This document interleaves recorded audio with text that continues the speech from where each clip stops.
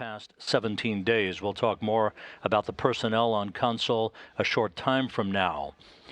Half a world away at the Russian Mission Control Center on the outskirts of Moscow in the town of Korolyov, the International Space Station Flight Control Room. You're looking at a live view from a balcony camera overlooking that room, where Russian flight controllers who will be presiding over the undocking and landing of the Soyuz MS-09 spacecraft on the steppe of Kazakhstan later this evening, U.S. time.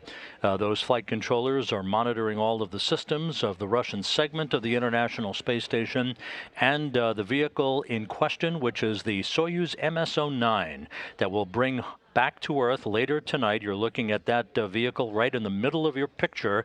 It is docked on the Earth-facing side of the Russian segment of the International Space Station, the Rassvet module, to which it arrived back on June 8th.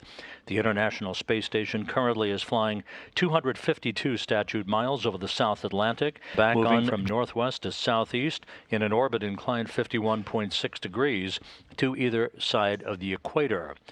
Returning to Earth later today, 3 crew members, a multinational crew, Russian cosmonaut Sergei Prokopyev, who is the Soyuz commander for this evening's landing, flanked on his left by the off-going station commander, Alexander Gerst, who served as the Expedition 57 commander, and to his right by NASA flight engineer Serena Auñón-Chancellor, who are wrapping up 197 days in space, 195 days on board the International Space Station. Once they depart, with undocking scheduled just under 4 hours from now, Expedition 57 will automatically transition to Expedition 58. And that trio of crew members who will be on board is a 3-person crew for a little bit less than 3 months. Anne McClain, the NASA flight engineer, Oleg Kononenko, the new station commander for Expedition 58, and he will also be the commander for Expedition 59 come the spring, joined by Canadian Space Agency astronaut David St. Jacques. That trio launched from the Baikonur Cosmodrome in Kazakhstan back on December 3rd to begin their own 6.5-month mission. That trio is going to be joined at the end of February, February 28th U.S. time, March 1st in Baikonur, by 3 new crew members who will join them. That will be Nick Hague, NASA flight engineer, Alexei Ovchinin, who will be the Soyuz commander for Soyuz MS-12, and NASA flight engineer Christina Cook. If you recall, it was Hague and Ovchinin who experienced the launch abort back on October 11th.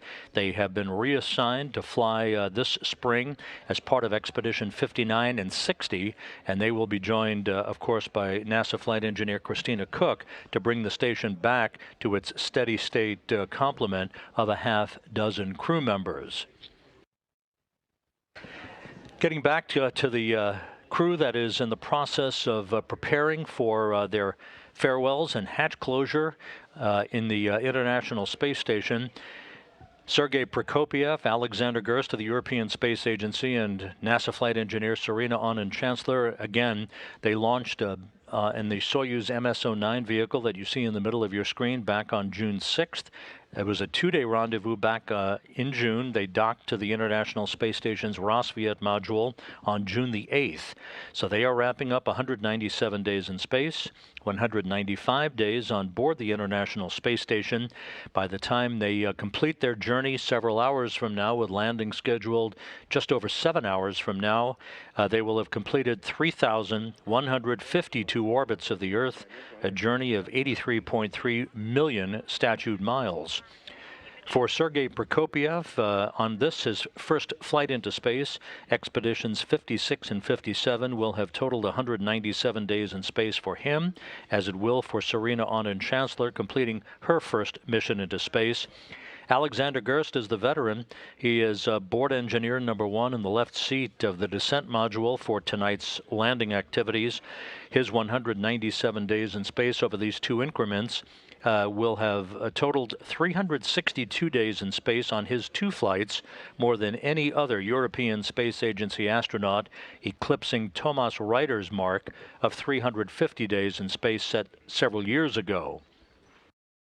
This trio saw the arrival of 7 visiting vehicles during their 6.5 months aboard the International Space Station and saw the departure of 5 visiting vehicles.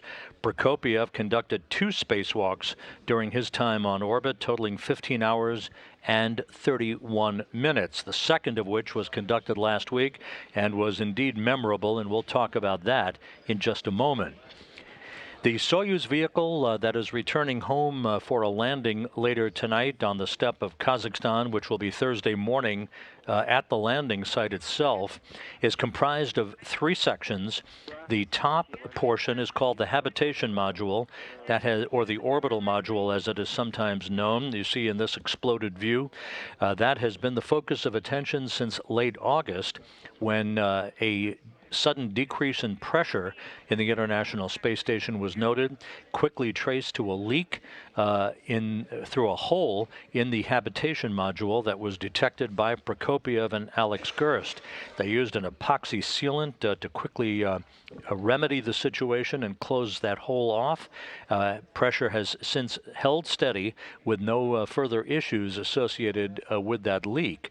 Last week, Prokopyev ventured outside of the International Space Station with Oleg Kononenko, the new station commander, conducting a 7-hour, 45-minute spacewalk in which Kononenko used a variety of cutting implements to cut away a portion of thermal insulation on the habitation module.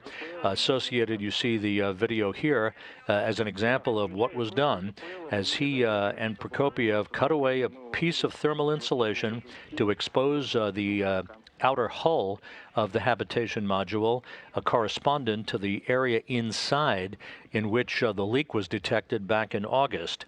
They collected video and photo documentation of that area and collected a sample of the epoxy sealant that had extruded through the hole during the repair work that was conducted inside. That will be returned to Earth for Russian engineers to analyze and for them to get a better handle on any improvements that may be in the offing in the future for such repair techniques that may be required. That habitation module that we mentioned a moment ago and talked about extensively last week during our spacewalk coverage, that habitation module, the hatch will be sealed between that portion, the upper portion of the Soyuz vehicle, and the middle portion called the descent module, where the 3 crew members will be strapped into in their respective seats.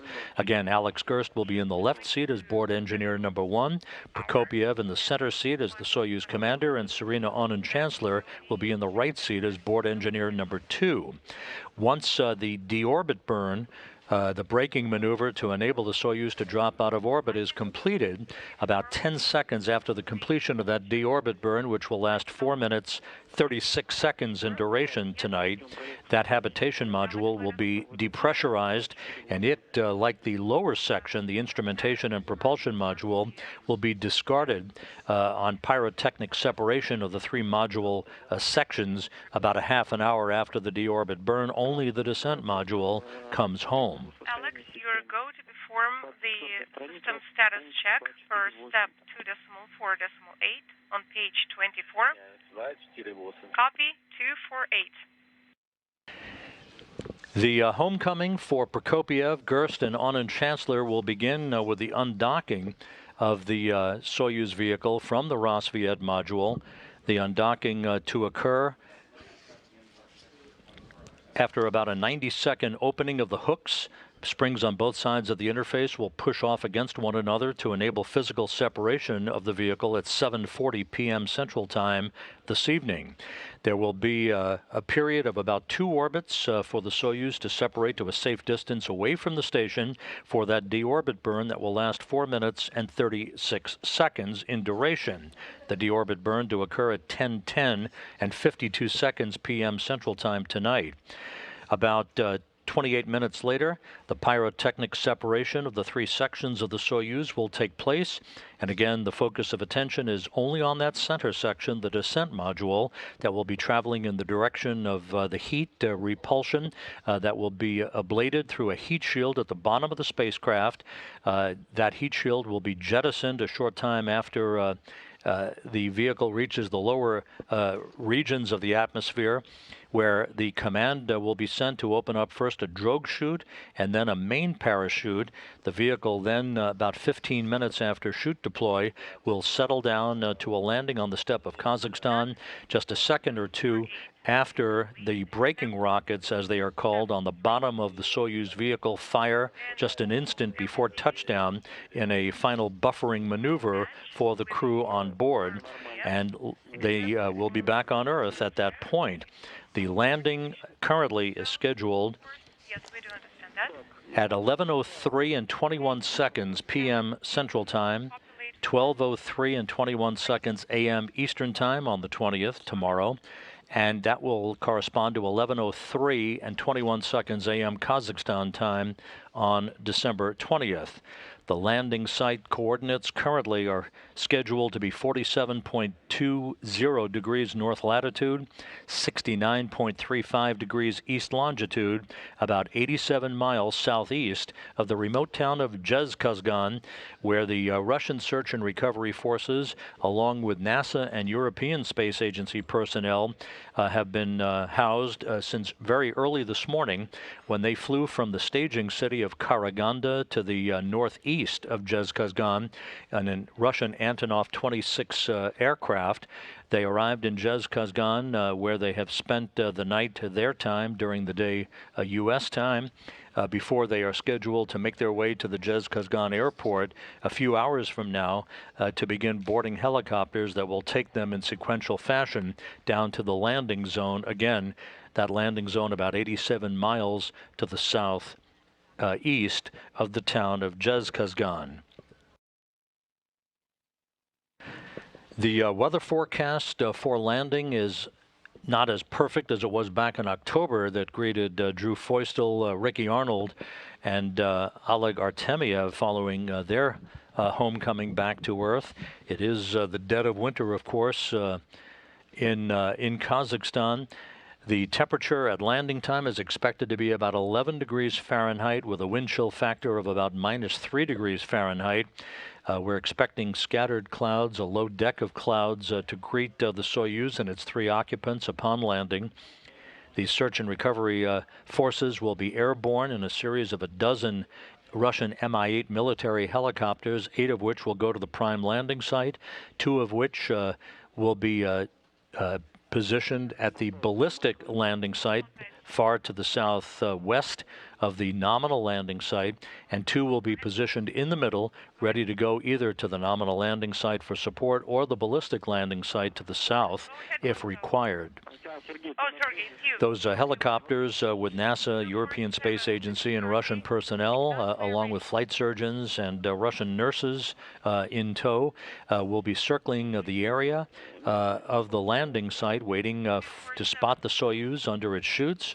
Once the Soyuz touches down, then the helicopters will land in rapid sequential fashion to begin the process of getting to the capsule to extract the crew, placing them in chairs for a few minutes of adaptation back to Earth's gravity before they're placed in a medical tent to get out of their Russian Sokol launch and entry suits and into more comfortable clothing. They ultimately will be placed back in helicopters to be flown back to Zhezkazgan, where the crew will split up, with Prokopiev making his way on a Gagarin Cosmonaut Training Center aircraft back to Star City, Russia. Anand Chancellor and Gerst will be flown first to Bodo, Norway, together in a NASA Gulfstream jet. They will split up in Bodo. Gerst will then be flown on a European Space Agency aircraft from Bodo to Cologne, Germany. Anand Chancellor will continue on back to her home here in Houston.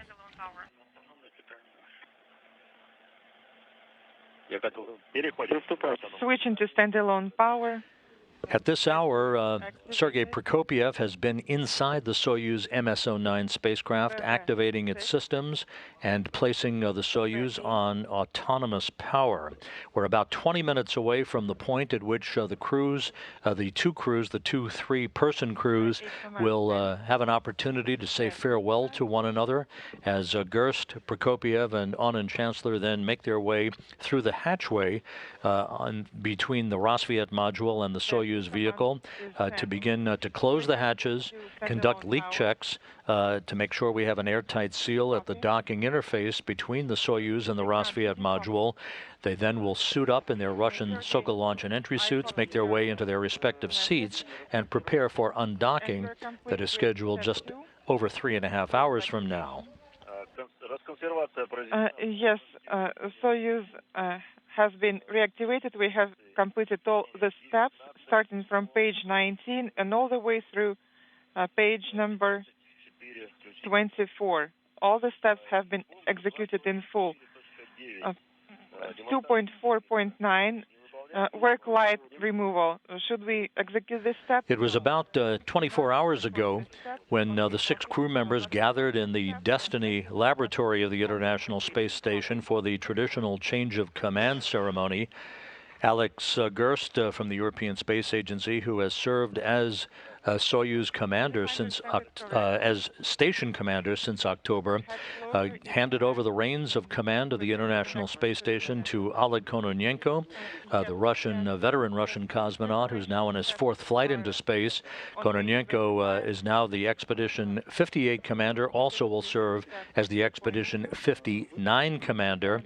That will continue until the June time frame, when he will hand over command to Alexei Ovchinin, who is going to launch along with Nick Hague and Christina Cook on March 1st Baikonur time, February 28th U.S. time. Let's take a look back 24 hours at the change of command ceremony that saw Alexander Gerst hand over command of the station to Oleg Kononenko.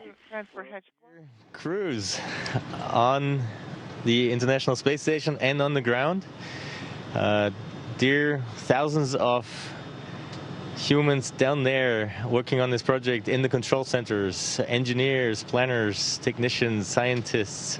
Expedition 57 is coming to an end, and actually to a successful end, despite some of the challenges that we had.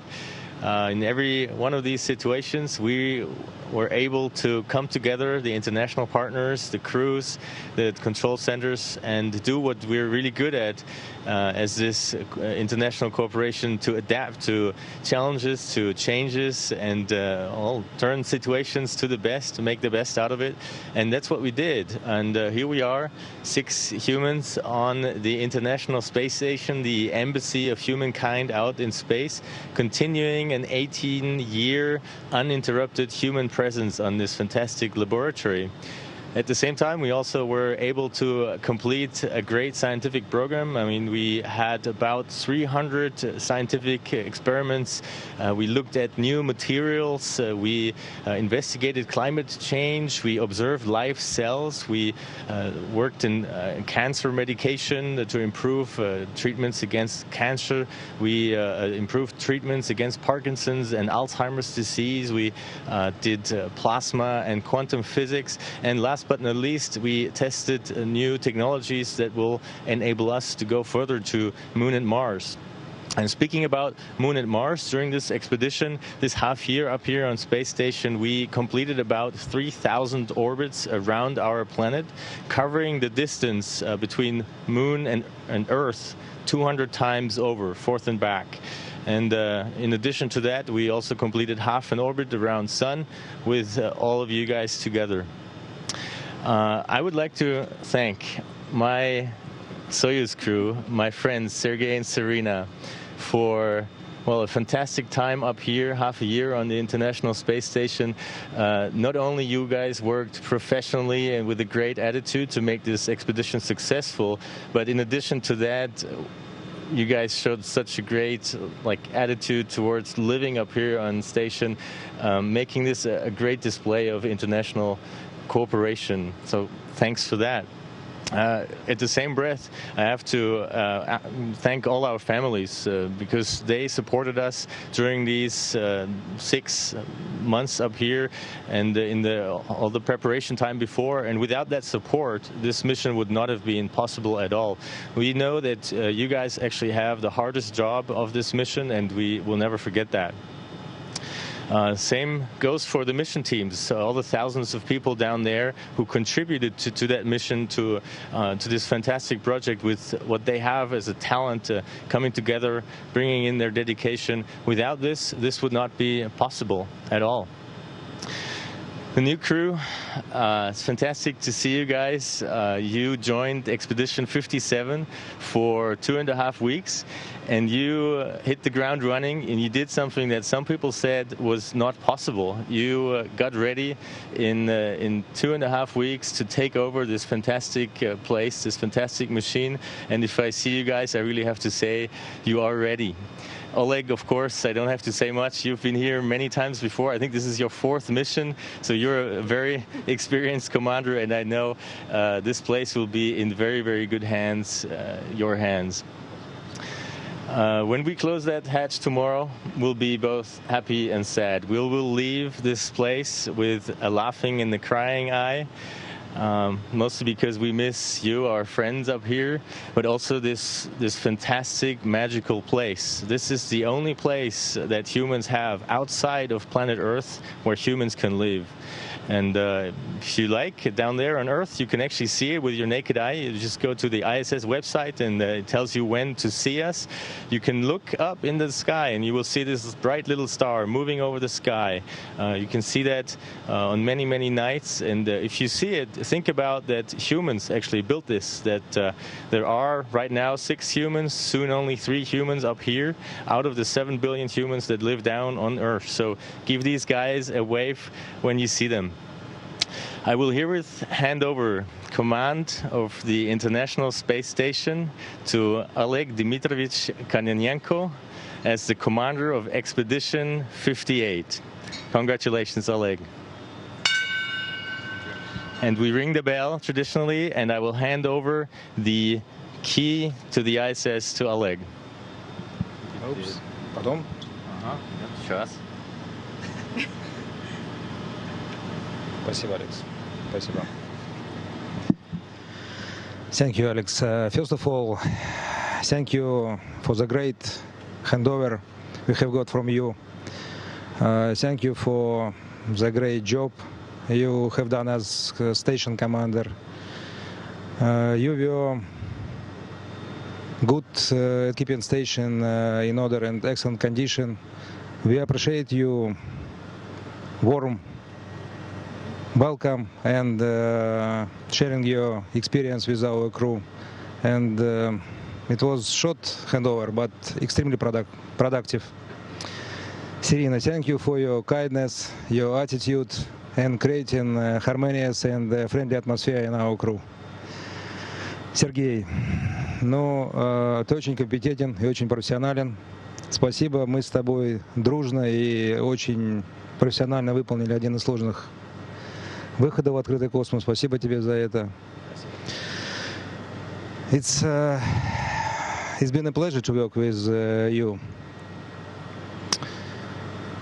You successfully completed all the tasks here on board. It was a bit longer expedition than expected, but right now it's time for you to go back home and meet your families. We wish you Godspeed and soft landing. Expedition 58 and 59 are going to be very busy, and we are ready to get to work. Thanks to everyone on the ground. One more thanks, Alex, to you, Serena, Sergey. And I'm ready to assume command of the International Space Station. Thank you very much. Awesome. Houston, this concludes the event.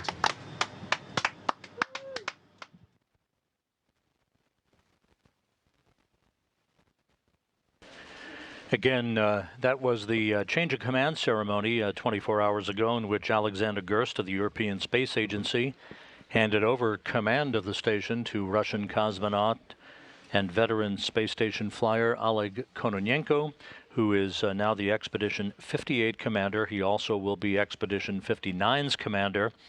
Kononenko will begin his commander status officially in earnest at the time of the undocking of the Soyuz MS-09 spacecraft that you see there in the middle of your picture, that is currently docked to the Rassvet module. The undocking scheduled about 3.5 hours from now. Some of the key times to keep in mind here as we await the anticipated farewells and hatch closure between the two vehicles coming up in about 10 minutes or so from now. The command to open up the hooks on the Soyuz side of the docking interface to the Rassvet module is scheduled at 7:39 p.m. Central Time, 8:39 p.m. Eastern Time. Takes about 90 seconds for the series of hooks to open. The actual physical separation of MS-09 from the Rassvet module is scheduled at 7:40 and 30 seconds p.m. Central Time, 8:40 and 30 seconds p.m. Eastern Time. The Soyuz then will conduct two separation burns to make its way to a safe distance away from the station. The first would be an 8-second burn of the Soyuz engines, followed a couple of minutes later by a second 15-second burn of the same Soyuz engines. That will enable the Soyuz to drift away to a safe distance away from the station over the period of a couple of orbits. That then sets the stage for the deorbit burn of the Soyuz, a 4-minute, 36-second braking maneuver that is scheduled at 10:10 and 52 seconds p.m. Central Time, 11:10 and 52 seconds p.m. Eastern Time. That is a retrograde braking maneuver to slow the Soyuz down by 128 meters per second, enabling it to slide out of orbit for its descent back into the Earth's atmosphere. Some 27.5 minutes after the deorbit burn will come the pyrotechnic separation of the three sections of the Soyuz vehicle. That will occur at an altitude of about 87 miles above the Earth at 10:38 and 11 seconds p.m. Central Time, 11:38 and 11 seconds p.m. Eastern Time. The three sections again will pyrotechnically separate. The descent module is the only section that is retained with the crew on board, of course, with its heat shield pointed in the direction of travel for the rest of the voyage back to Earth for Prokopiev, Gerst, and Anand Chancellor. The three crew members in the descent module will feel the first traces of the Earth's atmosphere and the pull of gravity against their bodies for the first time in 6.5 months at 10:41 p.m. Central Time, 11:41 p.m. Eastern Time, at the point about 62 miles above the Earth called entry interface, in which heat around the vehicle will begin to build up to about 2,500 degrees Fahrenheit, the heat shield ablating that heat as the vehicle and the crew enter into the plasma regime for a period of about 5.5 minutes or so. G loads or gravity loads against their bodies will build up to about 4 to 5 Gs. They will emerge from that plasma regime at about 10:47 p.m. Central, 11:47 p.m. Eastern Time. 2 minutes after that, if everything goes as planned, the command will be issued to open up the parachutes on the Soyuz vehicle at an altitude of about 6.5 miles above the steppe of Kazakhstan. That will occur at 10:49 and 11 seconds p.m. Central Time, 11:49 and 11 seconds p.m. Eastern Time. The two pilot parachutes are first deployed, the second of which extracts a drogue chute. The drogue chute then released, measuring about 24 square meters, slowing the Soyuz down from a descent rate of 230 meters per second to about 80 meters per second. That will be followed in short order by the deployment of the main parachute that covers an area of 1,000 meters. That slows the Soyuz to a descent rate of about 7.5 meters per second. The harness is first allowing the Soyuz to descend at an angle of 30 degrees to expel heat, then shifts the Soyuz to a straight vertical descent for the remaining few minutes down to touchdown. Landing is scheduled at 11:03 and 21 seconds p.m. Central Time, 12:03 and 21 seconds a.m. Eastern Time, which is just after 11:03 a.m. at the landing site on Thursday. Landing is scheduled at a point about 87 miles to the southeast of the town of Zhezkazgan, where the Russian Search and Recovery Forces and the embedded NASA and European Space Agency personnel are soon to wake up and to make their way to the Zhezkazgan airport to board Russian Mi-8 helicopters for the short 30-minute flight down to the landing zone itself.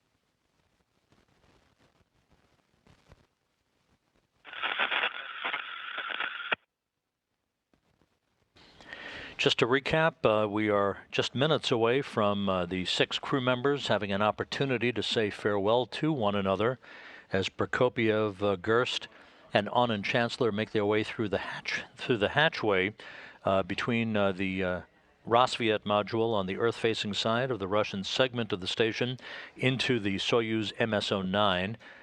Prokopiev spent some time, a short time ago, activating the Soyuz systems and placing the vehicle on internal power. That sets the stage for all of the other pre-undocking preparations that will take place as the crew conducts leak checks after the hatches are closed. We should be receiving downlink television from the Rassvet module of the departing crew members saying farewell to Oleg Kononenko, David St. Jacques, and Anne McLean, who will be a 3-person crew for just under 3 months together during that period of time until the launch of the next trio of crew members to bring the station back to a steady state number of 6.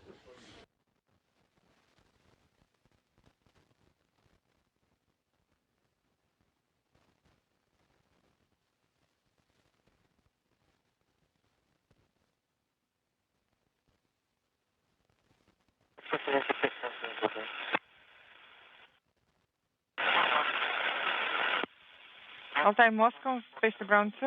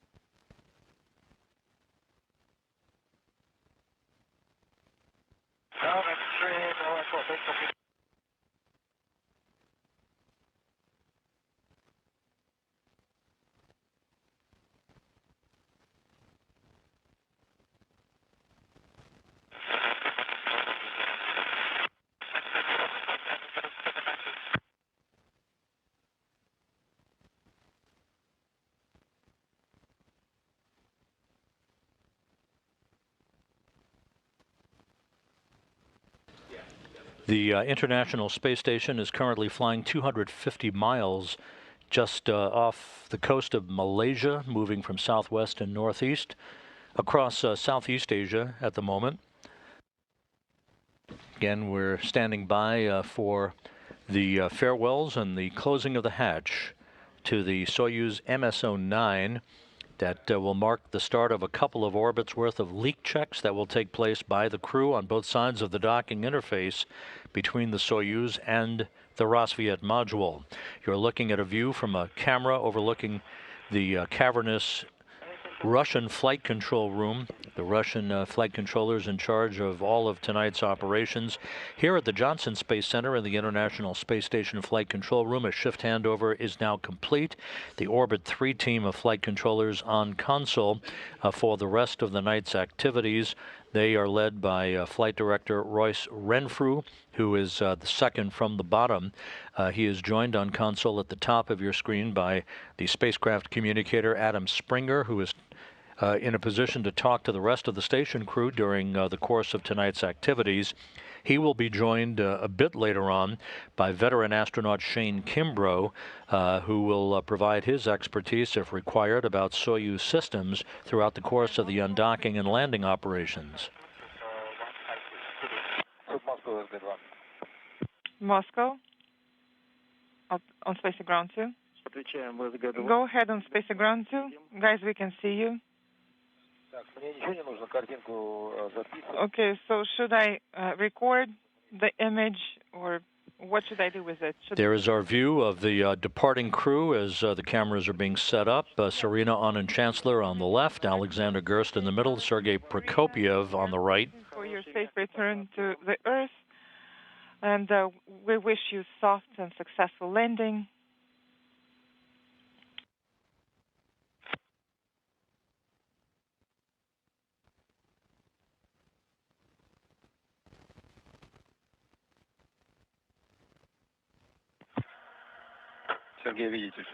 Sergey, you can see the image, correct? Yes. Yes, the image is excellent.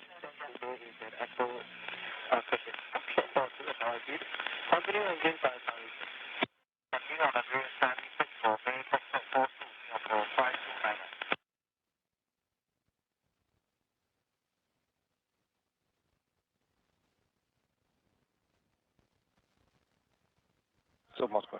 Sergey. Moscow? This is Sergey. So, should I close the hatches?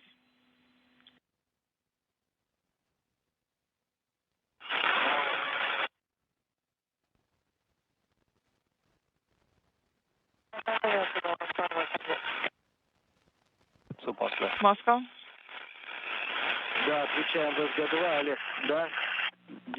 Oleg, go ahead on Space Ground 2. Yes, put everything in work. Okay, should I close the hatch?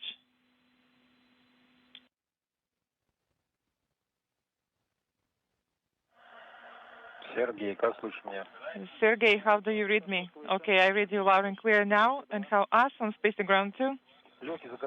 Okay, so do we close the hatches or not? Yes, correct. Your go to close the hatches.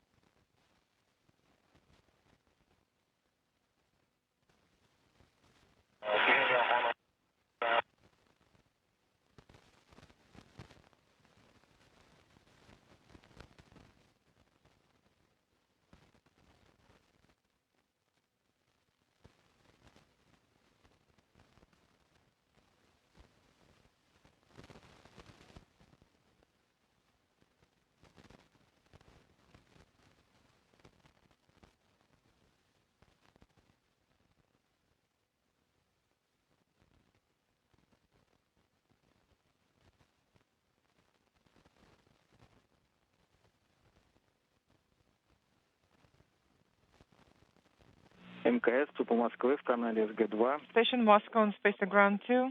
We are not receiving the image.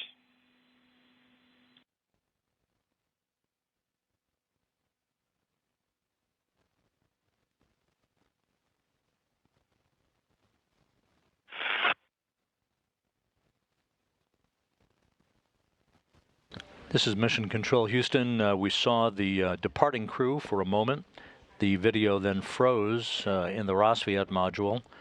So we're waiting for a resumption of video from the International Space Station as the two three-person crews say goodbye to one another.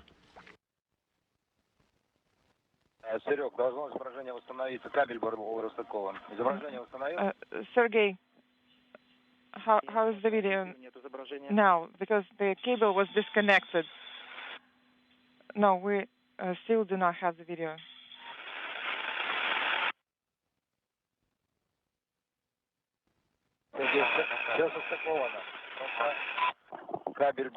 The cable was disconnected from the camera, and I reconnected the cable, so you should have the video now. No, we're not getting the video yet. Could you please check the cable connection again to the camera? Okay, I reconnected the cable to the camera.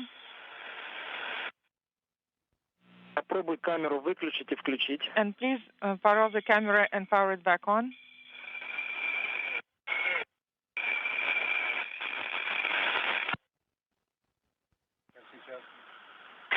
And what about now?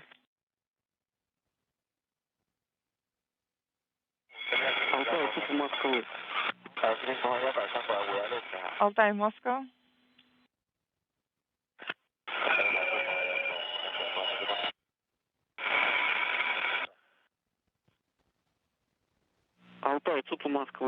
Altai, Moscow.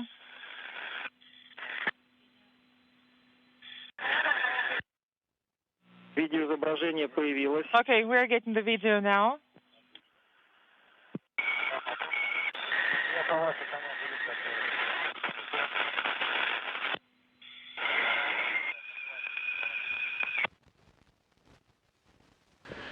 And video back now from the Rosviet module. David St. Jacques of the Canadian Space Agency there in the foreground. You can see the departing crew, Serena Aunin, Chancellor, Alexander Gerst and Soyuz Commander Sergei Prokopyev on the other side of the hatch now.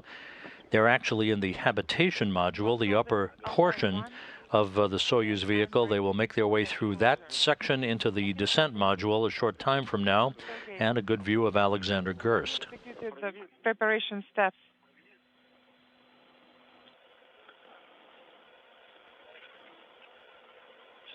Stand by.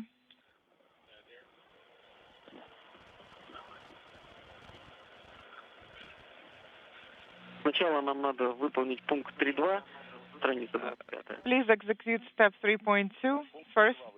3.2 is complete. Copy. And with that, your goal to start step 3.3, page 27, transfer hatch closure. Copy. And we will put it in work. Step 3.4. Carefully. Careful.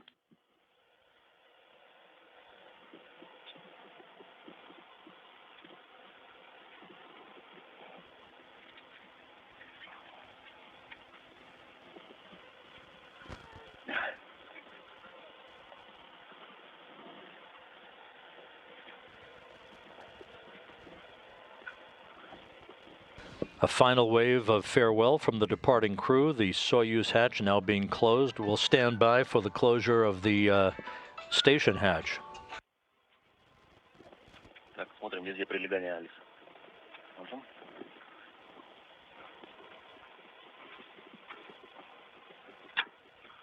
Есть закрытие. Confirm the hatch closure. Есть We confirm the hatches are closed.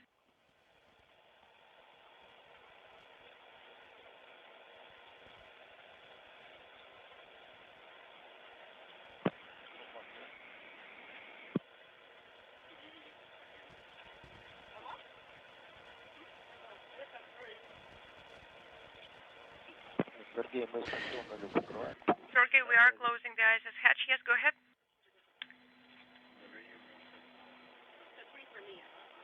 Суп Москвы, Алтай. Moscow, Altai. Yes, Altai, we have you loud and clear. Крышка БО СУ закрыта. ISS SU hatch is closed. Принято. Copy?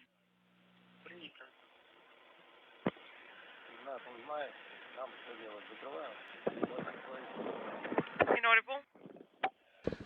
And as you can see from the downlink television, the Soyuz hatch closed at 4:30 p.m. Central Time, 5:30 p.m. Eastern Time.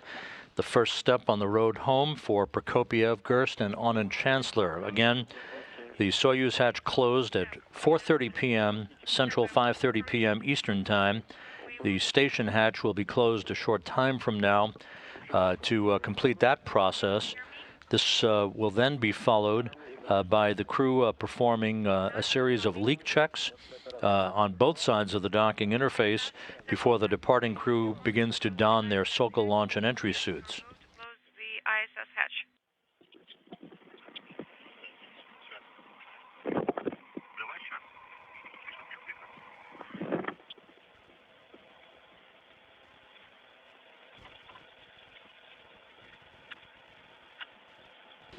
Station Commander Oleg Kononenko now about to close the hatch on the Rosviet module side of the docking interface.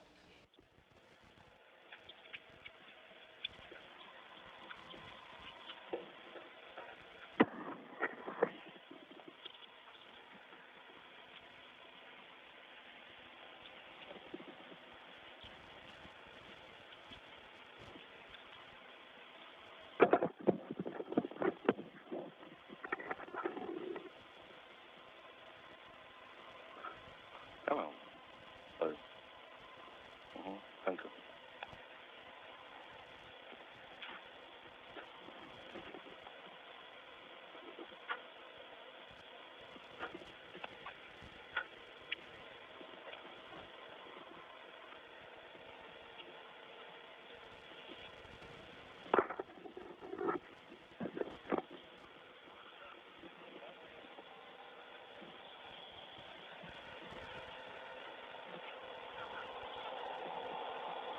Книгу? Do you mean the book? Once again, the departing crew, Sergei Prokopiev, Alexander Gerst, Serena Anand Chancellor, they are inside the Soyuz MS-09 spacecraft, having closed their hatch at 4:30 p.m. Central Time, 5:30 p.m. Eastern Time, to mark the beginning of their final preparations that will lead to the undocking of the Soyuz from the Rosviet module on the Earth-facing side of the Russian segment of the International Space Station just over 3 hours from now. Have you loud and clear? I'm on page 28. Работаю. Сейчас, подожди. Simba 1. No, I'm not working yet. I'm not working. Команды, ничего. I'm not doing anything yet. That's good, Alex. Don't do anything on that page. Okay, copy.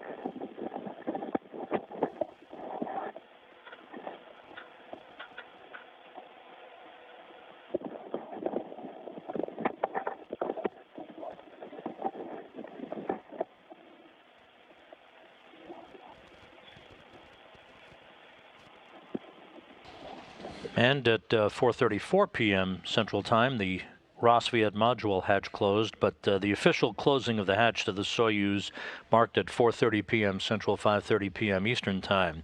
So with the hatches now closed between the two spacecraft, the station and the Soyuz vehicle, the International Space Station is moving from southwest to northeast over the western Pacific Ocean.